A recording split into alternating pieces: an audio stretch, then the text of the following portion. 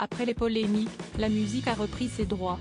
Très critiquée par une certaine partie de la classe politique après des propos plutôt virulents contre Emmanuel Macron, la chanteuse est remontée sur scène pour la première fois ce mercredi. Invitée au Festival des Francopholies, elle a fait le show devant un public conquis. Les organisateurs avaient été clairs, Isia Higelin fait partie de la famille des Franco, et pas question de la lâcher, même en pleine polémique.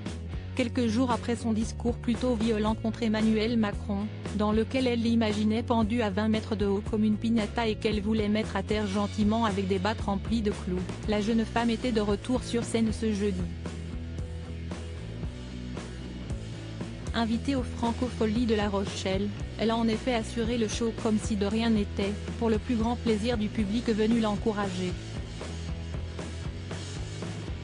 Mais qui n'a pas manqué de remarquer que la jeune femme n'avait pas pris la parole entre ses chansons.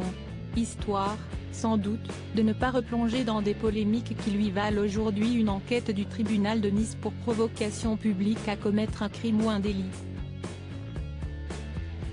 En effet, lors du concert à Beaulieu-sur-Mer, la police avait été appelée par des membres du conseil municipal, présents sur place et choqués par ses propos.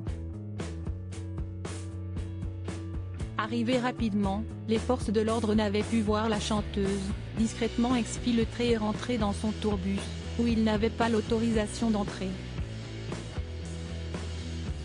Mais ces propos, qui ont fait le tour d'Internet, ont été largement repris et critiqués par les responsables politiques, notamment de la majorité, qui ont comparé cela à un appel au lynchage.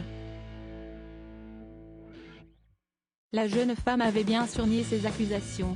D'autres, quant à eux, avaient rappelé la liberté d'expression des artistes, et l'exemple du journal Charlie Hebdo, qui a déjà dessiné le président de la République mort ou décapité, mais qui n'est pas mis en cause. Alors, y aurait-il une nuance dans la loi? Le parquet en charge de l'enquête ne devrait pas tarder à trancher. En attendant, si le festival de Marcq-en-Barœul l'a déjà annulé, pas question pour ses fans, interrogés par BFM Télévision, de se priver d'elle. Si certains ont défendu l'idée que la musique et la culture ont toujours été politiques, d'autres nuancent un peu, expliquant qu'il faut parfois faire attention à ce qu'on dit. Mais tous, en tout cas, se sont bien amusés au son de ces rythmes endiablés. Pour la plus grande joie des organisateurs, dont le directeur Gérard Pont, je ne suis pas procureur, je ne suis pas juge, je ne suis pas ministre de l'Intérieur.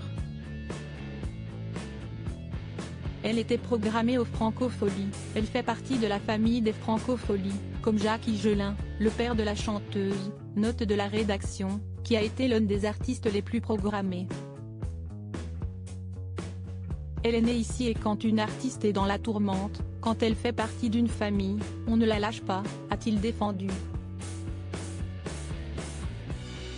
Cet été, la jeune femme, sœur d'Arthur H, devrait être programmée sur une vingtaine de festivals.